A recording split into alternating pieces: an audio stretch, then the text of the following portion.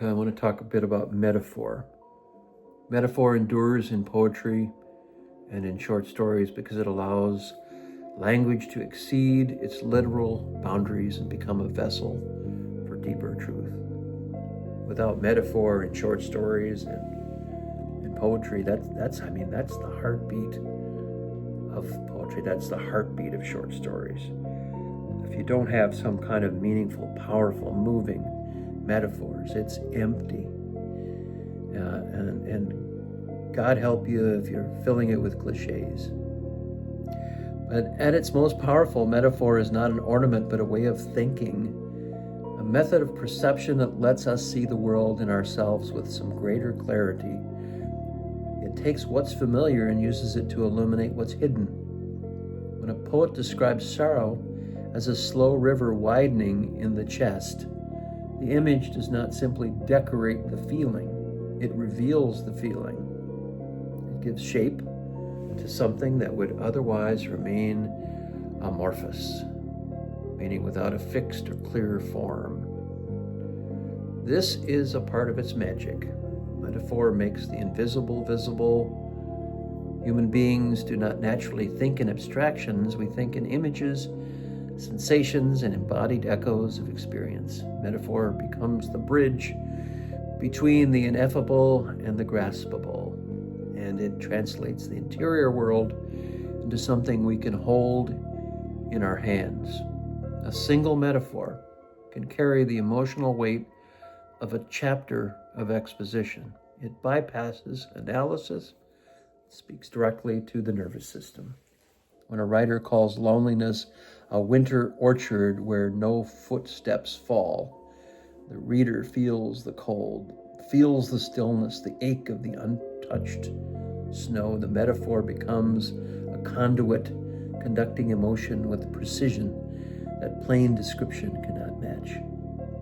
In short stories where space is tight and every sentence must earn its place, metaphor becomes a form of world building. A character polishing a tarnished locket is not just performing a task, he is tending the remnants of a love he cannot release. The deepest metaphors do something even more profound. They open a doorway to the sacred. They remind us that meaning is layered and the world is more than its surfaces. When a poet calls the heart's a small cathedral of longing, when he calls the heart a small cathedral of longing, the metaphor elevates the human condition. It suggests that our inner lives are worthy of reverence. Across the centuries and cultures, metaphor has been the language of awe, mystery, and the soul's attempt to speak. It is how literature gestures toward what cannot be fully said. And yet, for all its sophistication, metaphor is democratic. It invites the reader to participate in the act of meaning making. A metaphor is never complete on the page. It requires the reader's imagination to ignite it.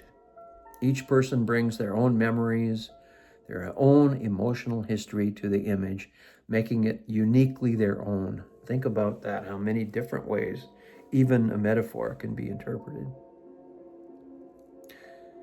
So its magic endures because it mirrors the way consciousness works. We understand our lives through images. We speak of carrying burdens, weathering storms, planting seeds, turning pages. These are not cliches, but evidence of a deeper truth. Metaphor is the grammar of the human soul.